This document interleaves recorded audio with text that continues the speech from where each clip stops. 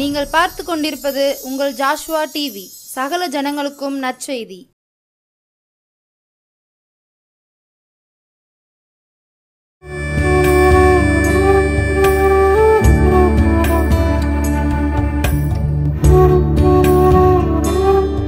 நம்முடைய ஆண்டவரும் உலகத்தின் இரட்சகருமாகிய இயேசு கிறிஸ்து தந்த இந்த நல்ல நாளில் உங்களை சந்திப்பதிலே மிகுந்த சந்தோஷம். எனக்கு அருமையான கர்த்தருடைய பிள்ளைகளே, இந்த நாளில் ஒரு விசேஷமான ஒரு செய்தியை பேசும்படி ஆவியானவரின் இருதயத்திலே ஏவினபடியினால் இதை செய்தியை கொண்டு வந்திருக்கிறேன். உங்களிடத்தில் வேத புஸ்தகம் இருக்கிறதா? தயவா என்னோடு திருப்புவீர்களா? என் ஆண்டவரும் உலக இரட்சகருமாகிய இயேசு கிறிஸ்து சொல்கிறார், வழக்கு இருக்கிறது என்று. ஐயா, அம்மா, சகோதரனே, சகோதரியே, உங்கள் மேலே ஒருவர் வழக்கு தொடுத்திருக்கிறார். ஆமாம், உங்கள் மேலே வழக்கு தொடுத்திருக்கிறார் ஐயா. அதன் வழக்கு என்னுடைய பாசையிலே சொல்லப்போனால் வழக்கு என்று ஓசியாம் 4ஆம் அதிகாரம் 1ஆம் வசனத்திலிருந்து அந்த வழக்கு இருக்கிறது. என்னோடு எடுப்பீர்களா? ஓசியா 4ஆம் அதிகாரம் 1ஆவது வசனம் நான் வாசிக்கிறேன், என்னோடு சேர்ந்து வாசியுங்கள். இஸ்ரவேல் புத்திரரே, கர்த்தருடைய வார்த்தையை கேளுங்கள். தேசத்து குடிகளோடே கர்த்தருக்கு வழக்கு இருக்கிறது. அது என்னவென்றால், தேசத்திலே உண்மையும் இல்லை, இரக்கமும் இல்லை, தேவனை பற்றிய அறிவும் இல்லை என்று ஒருவர் வழக்கு தொடுத்திருக்கிறார். ஆண்டவரும் நம்முடைய உலக இரட்சகருமாகிய தேவாதி தேவன் ஏசாயா 1ஆம் அதிகாரத்திலே பார்த்தீர்கள் என்றால் ஒன்று சொல்வார், வழக்காடுவோம் வாங்க, நீ வா அப்படின்னு கூப்பிடுவார். ஏசாயாவில் சொல்வார், நான் வழக்காடு வா, நான் கேட்குற கேள்விக்கு நீ பதில் சொல் என்று சொல்வார். உன் தாயை நீ கற்பத்தில் பிறக்க முன்பதாகவே நான் உன்னையும் உன் தாயையும் காப்பாற்றினேன் என்று. ஆனால் அவர்கள் என்னை விட்டு தூர போய்விட்டார் என்று சொல்வார். இங்கே ஒரு வழக்கு இருக்கிறது. நான் இதை முதலாவது வழக்காய் உங்களுக்கு சொல்ல இருக்கிறேன். தேவாதி தேவன், நீதியுள்ள நியாயாதிபதி உங்கள் இருதயத்திலும் பதியை செய்வாராக. ஐயா, ஓசியா 4ஆம் அதிகாரத்திலே நான் மறுபடியும் சொல்கிறேன், தேவாதி தேவன் உங்கள் மேல் ஒரு வழக்கு போட்டு அந்த வழக்குக்கு பதில் சொல்ல அழைக்கிறார். திருப்புங்கள். முதலாவதாக அங்கே பாருங்களேன், அது என்னவென்றால் அங்கே பாருங்களேன், ஆண்டவருடைய விளக்கம் அங்கே இருக்கிறது. உண்மை இல்லை. இன்னைக்கு இந்த உண்மை இல்லாத தன்மை இருக்கிறதா? கணவன் மனைவிக்கு உண்மையா இல்லை, மனைவி கணவனுக்கு உண்மையா இல்லை, ஊழியன் கர்த்தருக்கு உண்மையா இல்லை, பிள்ளைகள் தகப்பனுக்கு உண்மையா இல்லை. ஐயா, இதற்கு முன்பெல்லாம் போன் பேசும் பொழுது, அந்த டெலிஃபோன் இருக்கும் பொழுது எடுத்து முதல் கேட்குற வார்த்தை நல்லா இருக்கீங்களா? இப்போ பேசுகிற வார்த்தை எங்கே இருக்கிற? 20 கிலோமீட்டருக்கு அங்கிட்டு வந்துக்கிட்டு இருக்க சொல்ல, பக்கத்தில் வந்துட்டேன், நான் இங்கே வந்துட்டேன், அங்கே வந்துட்டேன். எல்லோருடைய வாயிலும் பொய்யை போல்லாத பிசாசானவன் தந்திருக்கிறான். வீட்டு பக்கத்தில் சொல்லுவான், அந்த இடத்துக்கு, அந்த ஸ்பாட்டுக்கு வந்துட்டேன், மீட்டிங் இடத்துக்கு பக்கத்தில் வந்துட்டேன். பொய்யை பேச துணிந்து விட்டார்கள் ஜனங்கள். ஐயா, உண்மை இல்லை என்று சொன்னேனே, இந்த உண்மை இல்லாததுக்கு பல ஆயிரம் அர்த்தங்கள் இருக்கின்றன. பல ஆயிரம் 2 பேர் சேர்ந்து தொழில் செய்வார்கள். அதில் திறமையானவன் அந்த தொழிலை பிடித்துக் கொள்கிறான். கொஞ்சம் இறக்கப்பட்டவன் தொழிலை இழக்கிறான், பணத்தை இழக்கிறான், மரியாதை மதிப்பை இழக்கிறான். உண்மை இல்லை, உண்மை இல்லை. என் ஆண்டவருடைய சத்தம் இது. தேசத்திலே உண்மை இல்லை, குடிகளுக்குள்ளே உண்மை இல்லையாம், அதிகாரிகளுக்குள்ளே உண்மை இல்லை. அடுத்த ஒரு காரியத்தை அவர் சொல்கிறார் பாருங்களேன், உண்மையும் இல்லை என்று சொல்லிட்டு இரக்கமும் இல்லை. அவர் கொடுக்கிற ஒவ்வொரு பாயிண்டை நீங்கள் பாருங்கள். ஒருவேளை நன்கு படித்திருந்த கல்வியாளர்கள், கற்று தேர்ந்த கர்த்தருடைய பிள்ளைகளே, அதில் சொல்கிறார் பாருங்களேன். இரண்டாவதாக சொல்கிறார், ஏன் நான் வழக்கு தொடுத்திருக்கிறேன், இந்த ஜனத்தின் மீது உங்கள் மீது ஏன் வழக்கு தொடுத்திருக்கிறேன் என்றால் இரக்கமும் இல்லையாம். இரக்கமில்லாத இந்த பூமியில் இருக்கிறோம். ஒரு சம்பவத்தை பார்த்தேன். வீட்டில் வியாதியாக இருந்த தகப்பனை மகன் கூட்டிக் கொண்டு போகிறான். உங்களுக்கு நான் ட்ரீட்மெண்ட் பண்ண போறேன் வாங்கன்னு கூட்டிட்டு போய் அங்கே போய் கிட்னி ஊத்துட்டானா. ஆமா ஐயா, நீதான் எனக்கு மனைவி, நீதான் எனக்கு கணவன் என்று சொல்லி திருமணம் முடித்து வைப்பார்கள். எத்தனை ஹனிமூன் போன இடத்துல கொலை பண்ணினவர்கள் இருக்கிறார்கள்.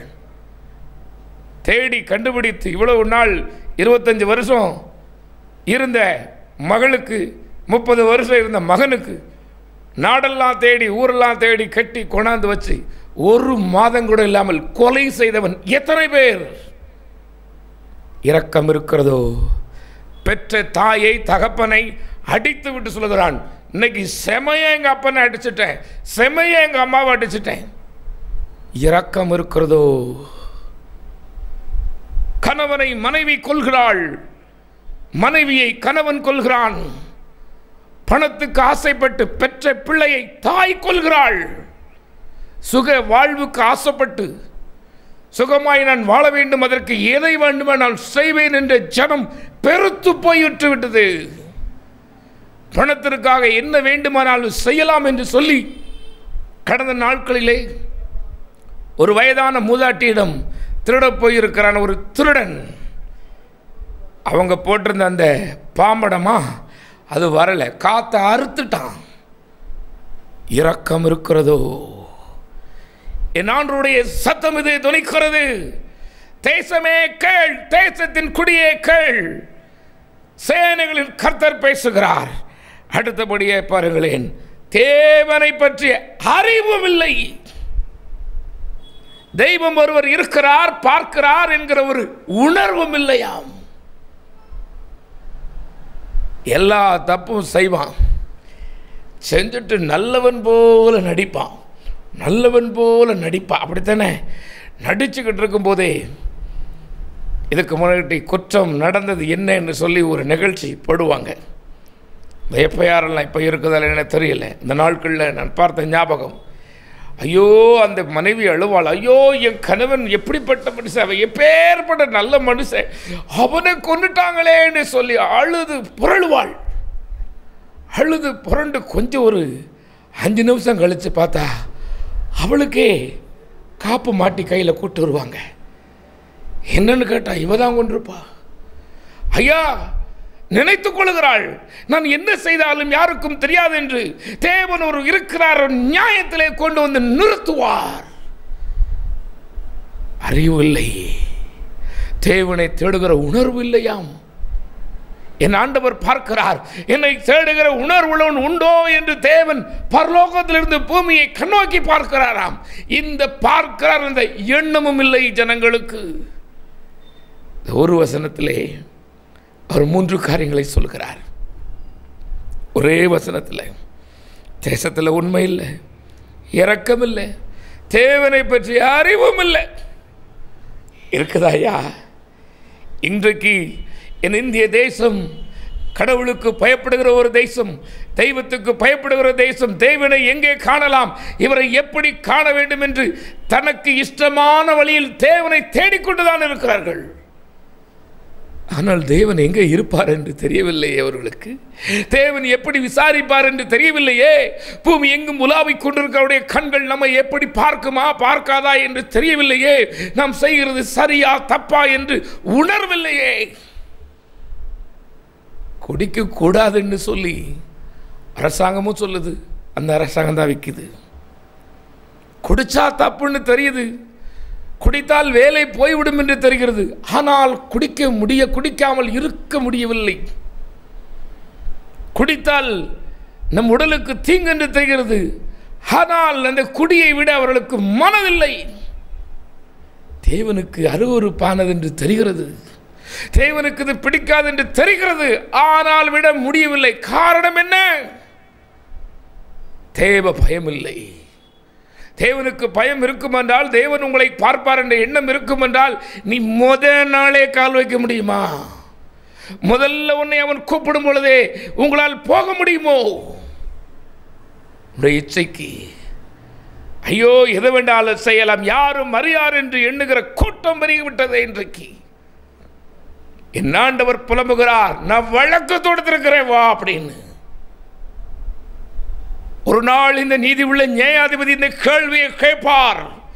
என் ஜனமே, என் தேசத்தின் குடிகளே, இதே கேள்வியின் எஜமான் இயேசு மகாராஜன் நீதி உள்ள நியாயாதிபதியாக இருந்து அங்கே கேட்பார். மறந்து போகாதிருங்கள், மறந்து போகாதிருங்கள். இன்றைக்கு சபைகளிலே சத்தியத்தை பேச ஆள் இல்லை. சமாதானத்தை சொல்லி எப்படி ஆகிலும் சபையை வளர்க்க வேண்டும், தன்னை வளர்க்க வேண்டும் என்று விரும்புகிற கூட்டம் பெருகிவிட்டது. எப்படி வாழ்ந்தாலும் கர்த்தர் மன்னிப்பார் என்ற எண்ணம் உள்ள ஊழியர்கள் பெருகிவிட்டார்கள். உண்மை இருக்கிறதோ? உண்மை இருக்கிறதோ? என்னான்று உங்களோடு பேசுவாராக. அவர்கள் சொல்லுகிற காரியங்களை பாருங்களேன். 2ஆம் வசனத்திலே இந்த நீதியுள்ள நியாயாதிபதி சொல்லுகிறார், பொய்யான இட்டு பொய் சொல்லி கொலை செய்து திருடி விபச்சாரம் பண்ணி மிஞ்சி மிஞ்சி போகிறார்கள். இரத்தப்பழிகளுடைய இரத்தப்பழிகள் சேருகிறது என்று சொல்லுகிறார். அவருடைய லிஸ்ட் கொடுத்துருக்கிறார் பாருங்கள். ஐயா அம்மா, உங்களுக்கு நேரம் இருக்கிறதா? இந்த ஓசியா 4ஆம் அதிகாரத்தை திருப்பி பாருங்களேன். அவர் என்னதெல்லாம் குற்றம் என்று சொல்லியிருக்கிறார்.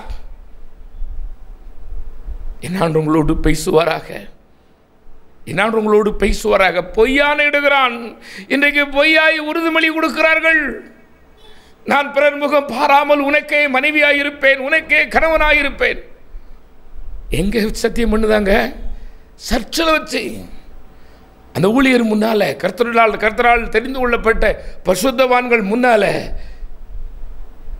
ஆனால் உண்மை இருக்கிறதோ? பொய்யான எடுகிறானே. ஐயா, யானையை குறித்து கிராமங்களிலே சொல்வார்கள், இந்த யானையை குழி தோண்டி பிடிக்கும் பொழுது, இதற்கு முன்பாக பிடிக்கும் பொழுது சத்தியம் வாங்குவார்களாம். இது எந்த அளவுக்கு உண்மையோ பொய்யோ தெரியாது. இதுக்கு சத்திய கயிறும்பாங்க. கேள்விப்பட்டிருக்கீங்களா? சத்தியத்துக்கு கட்டுப்பட்டு ஒரு மிருகம் அந்த பாகன் பின்னால் போய்கிட்டு இருக்கும். ஒரு மிருகம் ஒரு வேளை சத்தியத்துக்கு கட்டுப்படுமானால், எஜமான் இயேசு மகாராஜன் தம்முடைய சாயலில் படைத்த என் சகோதரனே சகோதரியே, உன் வார்த்தை மாறலாமா? பொய்யான இடுகிறார்களாம், கொலை செய்கிறானாம், திருடுகிறானாம், விபச்சாரம் பண்ணுகிறானாம், மிஞ்சி மிஞ்சி போகிறார்களாம். இரத்தப்பழிக்கு மேல இரத்தப்பழியை கூட்டிக்கிட்டே இருக்கிறாயா. பாருங்களேன், இப்படி வழக்கை பாருங்கள் ஐயா. இன்றைக்கு ஏதோ ஒரு காரியம் என் எஜமான் இயேசு மகாராஜன் வழக்கு தொடுத்ததில் இருக்கிறதா உங்களிடத்தில்? இன்றைக்கு ஆராய்ந்து பார்ப்போம் ஐயா. இன்றைக்கு ஆராய்ந்து பார்க்க என் ஆண்டவர் உங்களுக்கு ஏவி இருக்கிறார். எனக்கு இந்த செய்தி பல நாளாய் சொல்லி என் இருதயத்திலே பேசினபடியினால் வந்திருக்கிறேன். நானும் நீங்கள் விரும்புகிறபடி ஆசீர்வாதமாய் பேச எனக்கும் ஆசைதான். ஆனால் தேவனுடைய சித்தம் செய்யணுமே, தேவனுக்கு ஊழியக்காரனாய் இருக்கணுமே, கர்த்தருக்கென்று வைராக்கியம் பாராட்டுகிற ஒரு கூட்டத்தில் இருக்க வேண்டுமே. உலகத்தை பார்ப்பதற்கு நீ உலகத்தான் அல்ல, உலகத்தோடு இசைந்து போவதற்கு, வசனத்தை புரட்டி வசதியாய் வாழ்வதற்கு, உலகத்தோடு இசைந்து போவதற்கு நீ உலகத்தான் அல்ல, நீ கிரயத்துக்கு கொல்லப்பட்டாய் என்று வேதம் சொல்கிறது. தம்முடைய பரிசுத்த இரத்தத்தை முழுவதும் கொடுத்து உங்களை விலை கிரயமாய் கொடுத்து வாங்கியிருக்கிறவர் உங்கள் மேல் வழக்கு போட்டிருக்கிறார் ஐயா. தகப்பன் பிள்ளை மேல் வழக்குப்படுகிறான், பிள்ளை தகப்பன் மீது வழக்குப்படுகிறான். ஐயா, இன்றைக்கு வழக்கு என்பது ஒரு சாதாரணமாயிற்று. ஒவ்வொரு கோர்ட்டிலும் பல லட்சம் வழக்குகள் இன்னும் அப்படியே நிலுவையில் இருந்து கொண்டிருக்கிறது. ஒவ்வொரு நாளும் பல நூறு வழக்குகளுக்கு தீர்வு கிடைத்துக் கொண்டிருக்கிறது.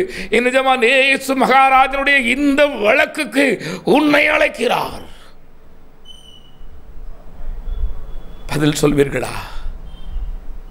நியாயாதிபதி அழைக்கிறார். இதனால் என்ன நடக்கிறது என்றும் சொல்லுகிறார். சகோதரனே, சகோதரியே, இன்றைக்கு இந்த தேசத்திலே விபச்சாரம் பெருகிவிட்டதே, திருட்டு பெருகிவிட்டதே, விதவிதமான திருட்டு என்று சொல்லி கடந்த நாளிலே ஒரு அரசியல் தலைவர் சொல்லுகிறார், கிட்னியை பாதுகாப்போம் என்று, கிட்னி திருடு போகிறது என்று, கிட்னிக்காக திருடு போகக்கூடாது என்று போராட்டம் நடத்துகிறார். விதவிதமான வழியில் பொல்லாத பொய்யன் கொள்ளையடிக்கிறான், வீடுகளை கொள்ளையடிக்கிறான், நகைகளை திருடுகிறான், கொலை செய்கிறான். இது நிமித்தம் தேசம் புலம்பும்.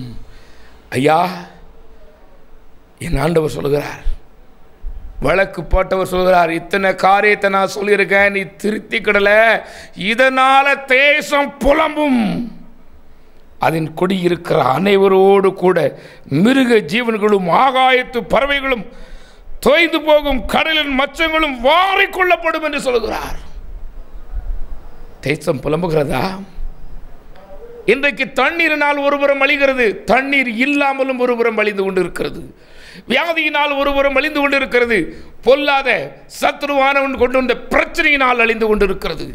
ஒருபுறம் ஐயோ வீட்டிலே சமாதானம் இல்லை, நாட்டிலும் சமாதானம் இல்லை. சமாதானம் என்பது கேள்விக்குறியாய் இருந்து கொண்டிருக்கிறது. எப்பொழுது என்ன நடக்கும் என்று தெரியாமல் இருக்கிறார்கள். காசாவின் குழந்தைகள் ஒரு நேர சாப்பாட்டுக்கு ரோட்டில் சிந்தப்பட்டதை எடுத்து பொறுக்கி அலசி சாப்பிடுகிறார்கள். அதை கொடுப்பதற்கும் விடாமல் ஒரு குரூப் தடுக்கிறது, ஒரு குரூப் கொடுக்க நினைக்கிறது. நிம்மதியில்லாத வாழ்வு. எப்பொழுது குண்டுமழை பொழியும் என்று தெரியாதிருக்கிறார்கள். இராணுவ வீரர்கள் எப்பொழுது என் பிள்ளைகளை பார்ப்பேன், எப்பொழுது என் கணவனை பார்ப்பேன் என்று சொல்லி நினைத்திராத நாளுக்காய் காத்து கொண்டிருக்கிறார்கள். எப்பொழுது முடியும் இந்த போர்? இன்றைக்கு செல்வோம், இன்றைக்கு எழுந்து விட்டோமோ? கொள்ளை நோயினால் பிடிக்கப்பட்ட இன்னைக்கு முழிச்சிட்டோம், நாளைக்கு முழிப்பனா, நாளைக்கு இருப்பனா? விதவிதமான வழியில் என் ஜனங்களை வாரிக்கொண்டு போகிறதே. சின்ன பிள்ளைகளுக்கு டயாலிசிஸ் ஓடிக்கிட்டு இருக்குது. பெரியாள் சொல்றார், ஐயோ என்னால் முடியாது, நான் வாழ்வதை விட சாவது மேல், எனக்கு இந்த வேதனை தாங்க முடியவில்லை என்று புலம்புகிறார். அம்மா, ஐயா, நீங்கள் சந்தோஷமாய் இன்றைக்கு இருக்கலாம்.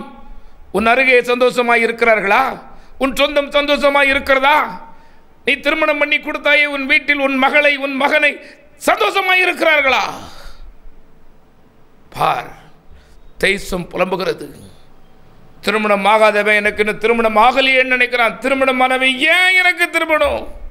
பிள்ளை இல்லாதவன் ஏன் எனக்கு பிள்ளை இல்லைன்னு நினைக்கிறான். பிள்ளை இருக்கிறவன் ஐயோ இந்த பிள்ளைகளால் எனக்கு பிரச்சனை வேதனை தாங்க முடியலன்னு சொல்லுகிறான். பிரச்சனை இல்லாத மனிதன் உண்டோ? வேதனை வருத்தம் இல்லாத வீடு உண்டோ? ஏம்னு சொல்றார் பாருங்களேன். தேசம் புலம்புகிறது. அடுத்தாற் போல் பாருங்களேன். ஆகிலும் ஒருவனும் நியாயத்தை காண்பிக்கவும் ஒருவனும் அவர்களை கடிந்து கொள்ளவும் கூடாது. உன் ஜனங்கள் ஆசாரியனுடைய வழக்காடுகிறவர்களைப் போல் இருக்கிறார்கள். யா கடிந்து பேசிட்டா, கர்த்தருடைய வார்த்தையை சொல்லிட்டா, அவனுக்கு ஒரு புது பெயர் கொடுத்து அவனை சபையிலிருந்து தள்ளிவிடார்களாம். அன்றைக்கு இருந்த அந்த பலிபீடத்தில் கர்த்தருடைய வார்த்தையை பிரசங்கிக்கிற அந்த போதகர்களை, அவர்களை கடிந்து கொண்டால், பாவத்தை கடிந்து கொண்டால், நீ எப்படி பார்த்த, உனக்கு எப்படி தெரியும்? வாழ்வு தெருவே நாறுது. ஆனால் ஊழியர் சொன்னால் போதும் தன்னை காப்பாற்றிக் கொள்வதற்கு, ஐயோ நான் எவ்வளோ பெரிய உத்தமி, நான் எவ்வளோ பெரிய யோக்கியன் என்று காண்பிக்குது. ஆசாரியனுடைய வழக்காடுகிறார்களாம். என கண்மான கர்த்தருடைய பிள்ளையே, உன்னோடு பேசுவதற்கு நான் உங்களைப் போல ஒரு பெரிய விஞ்ஞானியோ பெரிய அறிவாளியோ கிடையாது ஐயா. ஆனால் என் ஆண்டவர் என்னை பாரப்படுத்தினார். என் தேசத்தை பார், என் தேசத்தில் வரப்போகிற அழிவை பார், என் தேசத்துக்காய் கண்ணீர் சிந்துகிற ஜனங்கள் இருக்கிறார்களா பார், என் தேசத்தின் ஜனங்களுக்காய் பரிதவிக்கிறவர்கள் உண்டா என்று பார். என் தேசம் எப்படியெல்லாம் இருக்கிறது, எப்படியெல்லாம் தகைக்கிறார்கள் ஜனங்கள் பாருங்கய்யா. ஆகையால் நீ பகலிலே இடறி விழுவாய், இரவில் உன்னோடு கூட தீர்க்கதரிசி இடறி விழுவான். நமக்கெல்லாம் தீர்க்கதரிசி ஐயோ நியாயம் எது தவறு எது கர்த்தருடைய நீதி எது சொன்னவனும் இடறி விழுகிறார்களாம். நீங்களும் பார்க்குறீங்களா? நீங்களும் பார்க்குறீங்க தானே?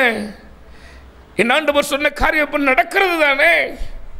நீங்கள் புதிதாய் மதித்த மனிதர்கள் சீப்பான காரியத்தினால் பிடிக்கப்பட்டு சிறைச்சாலையில் இருப்பதை பார்க்கிறீர்களே. பரிசுத்தவானாய் நடித்தவன், பெரிய மனிதர் போல் காண்பித்துக் கொண்டவன் எங்கே இருக்கிறான்? என் ஜனங்கள் அறிவில்லாமலும் சங்காரமாகிறார்கள். என் ஆண்டவர் உங்களோடு பேசுவாராக. நீ அறிவை வெறுத்தாய், ஆகையால் நீ என் ஆசாரியனாய் இராதபடிக்கு நானும் உன்னை வெறுத்து விடுவேன். நீ உன் தேவனுடைய வேதத்தை மறந்தாய், ஆகையால் நானும் உன் பிள்ளைகளை மறந்து விடுவேன் என்று சேனைகளின் கர்த்தர் சொல்லுகிறார். அம்மா ஐயா, கர்த்தருடைய ஊழியத்துக்கு என்று ஒப்பு கொடுத்தீர்கள் அல்லவா? கர்த்தருடைய வேலையை எப்படி ஆகிலும் ஒரு வழியில் நான் செய்வேன் என்று நீங்கள் சொன்னீர்கள் அல்லவா? இன்றைக்கு அவருடைய வேலையை நீங்கள் மறந்து போனீர்கள். வேதத்தை தியானிக்க, வேதத்தை பிரசங்கிக்க, வேதத்தை படிக்க, வேதத்தின்படி வாழ உங்களுக்கு நேரம் இல்லாமல் போய்விட்டபடினால் சேனைகளின் கர்த்தர் சொல்கிறார், நான் உன் பிள்ளையை மறந்துடுவேன். ஐயாம்மா, நீங்கள் உங்கள் பிள்ளையை மறக்க முடியுமா? ஐயா, நீங்கள் மறப்பீங்களா? ஐயா அம்மா, 10 மாதம் சுமந்து பெற்றெடுத்த உன் பிள்ளையை நீ மறப்பாயோ? அவன் கொலைகாரனானாலும் கொள்ளைக்காரனானாலும் எப்பேற்பட்ட பாவியானாலும் உங்களால் மறக்க முடியுமா? முடியாதுல்ல, முடியாதுல்ல. எப்படி முடியும்? ஆண்டவர் சொல்கிறார், நீ வேதத்தை மறந்துட்டா நான் உன் பிள்ளையை மறந்துடுவோம்ப்பா. உன் பிள்ளையை மறந்துட்டா ஐயா, நீங்கள் ஊருக்கு தெரியாமல் உலகத்துக்கு தெரியாமல் கட்டுக்கட்டா கிலோமீட்டர் கணக்குக்கு சேர்த்து வச்சதை இடத்தை எவர் கொண்டு போவார்? அந்த பணத்தை எவர் கொண்டு போவார்? அந்த பொருளை எவர் அனுபவிப்பார்? உங்கள் பிள்ளைகள் கர்த்தரால் போதிக்கப்பட்டிருக்கணும்.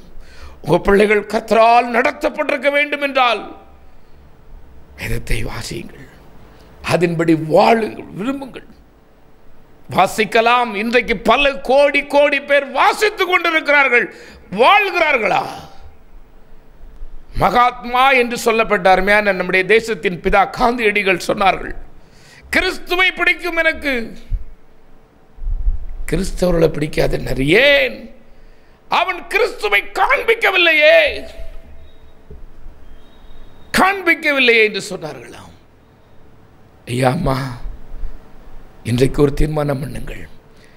ஒவ்வொருடைய நாளும் ஒவ்வொரு மனிதனுக்கும் மனுஷிக்கும் தெரியும் என்றால் நிம்மதி இருக்காது, சந்தோஷம் இருக்காது என்று சொல்லித்தான் நம்முடைய மரணத்தின் நாளை தேவன் மறைத்து வைத்திருக்கிறார். யாருக்கு எது நிச்சயம் என்று தெரியாது. நிச்சயமில்லாத இந்த உலகில் வாழ்ந்து கொண்டிருக்கிறீர்கள். எப்பொழுது பேரழிவு வரும், எப்பொழுது பெரும் கொள்ளை நோய் வரும், எப்பொழுது வானத்திலிருந்து பெரிய அழிவு வரும் என்று தெரியாது. விதவிதமான அழிவை கேள்விப்படுகிறீர்களே. ஆகாய வெடிப்பு, மேக வெடிப்பு நிமித்தம் அதிக மழை, திடீரென்று பூமி பிளந்து போனது, சுனாமி வந்தது, கொள்ளை நோய் வந்தது என்று கேள்விப்படுகிறீர்களே. யுத்தங்கள் வருகிறது என்று கேள்விப்படுகிறீர்களே. தகப்பனும் மனைவி, தகப்பனும் பிள்ளைக்கும் சண்டையினால் தகப்பன் மகனை கொன்றான், மகளை கொன்றான் என்று கேள்விப்படுகிறீர்களே. பெற்ற தகப்பன் 5 வயது பிள்ளையை, 3 வயது பிள்ளையை, 1 வயது பிள்ளையை கெடுத்து விட்டான் என்று கேள்விப்படுகிறீர்களே. இன்னும் எதை எதிர்பார்த்து கொண்டு இருக்கிறீர்கள்? இன்னும் எதை நீ எதிர்பார்த்து கொண்டு இருக்கிறாய் சகோதரனே?